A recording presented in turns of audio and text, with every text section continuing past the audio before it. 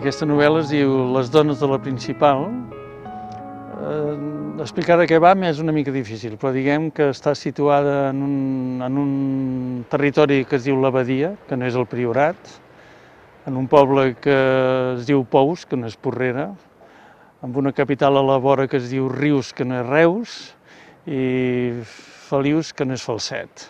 A partir d'aquí, doncs, una història que dura un segle i pico, a través de 3 dones,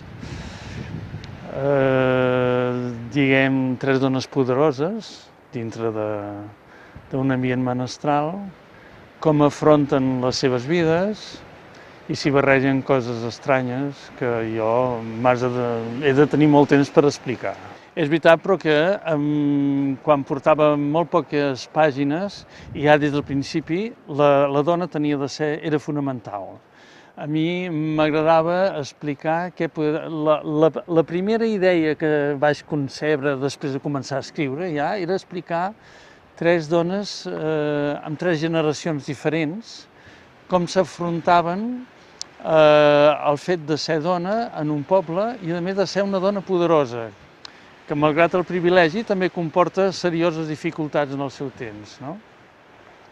I per tant volia d'alguna manera que la novel·la fos molt femenina en aquest aspecte, que fos la història de 3 dones de 3 generacions diferents de la mateixa família, posades davant d'unes circumstàncies semblants i diverses, però semblants, com reaccionava cadascuna. Una en el 1893, a partir de la filoxera, l'altra que l'enganxa en el poder de la casa seva a la Guerra Civil i l'altra pràcticament en els 80-90.